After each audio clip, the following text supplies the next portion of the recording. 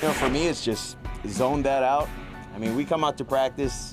Everyone else, Twitter warriors, keyboard warriors, whatever you want to call them, they're not out here practicing with us working hard. So I don't know if you guys recorded that last one to Tyreek, but I don't know about you, but that looked like money. I love that. I love that personality. I like that he's willing to push back a little bit. But, this whole Tua Tagovailoa arm strength thing, it all flows from one thing and one thing only. A video that the Dolphins put on social media. Not somebody at practice. There were no keyboard warriors at practice secretly filming the throws. This was posted by the Dolphins as evidence of some sort of a rocket launched by... And it was a rocket launch straight up in the air, and Tyreek Hill had to wait for it to come down. It was underthrown, and it was wobbly, and the Dolphins put it on social media. So don't get mad at us, Tua. Talk to your people on your social media team. They lit this fuse. If they want people to say, wow, look at that arm strength, then they should be putting on social media the kinds of throws that you think are reflective of what your arm strength is, period. There are two statistics I would like to point out. Last year, Tua Tagovailoa was 30th in the NFL in pass attempts that traveled 20 yards or more downfield. In addition, last year, on pass attempts that traveled 20 yards or more downfield, Patrick Mahomes had 36 completions. That's the team that Tyreek Hill was on last year. Patrick Mahomes had 36. Miami, Tua Tagovailoa had 14.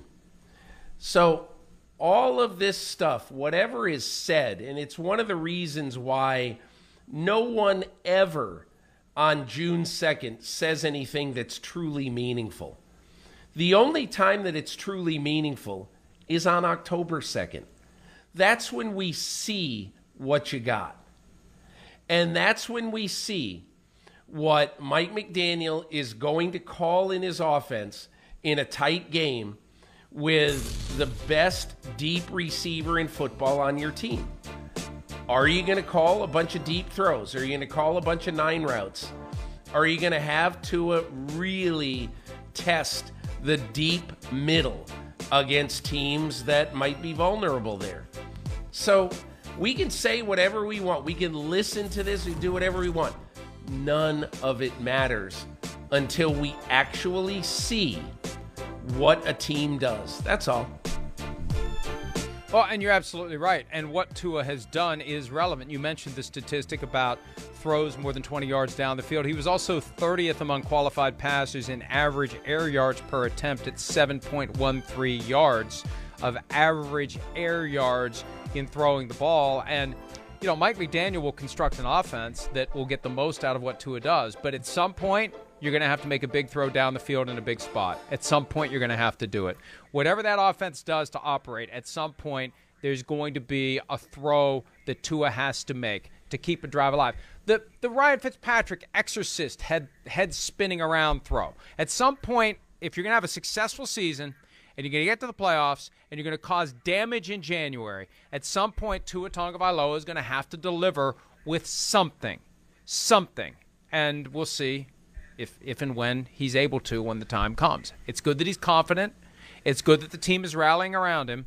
But the other thing about Tua this year, there are no excuses. If he can't get it done, he can't say, I don't have great receivers. I don't have great running backs. I don't have an offensive head coach. I don't have great blocking. He's got it all this year. All of the excuses have been pushed away, and we'll see if he can make it happen for the Miami Dolphins. And if he can't, maybe somebody else playing quarterback next year in South Florida, Peter. And look, and that's the way it should be.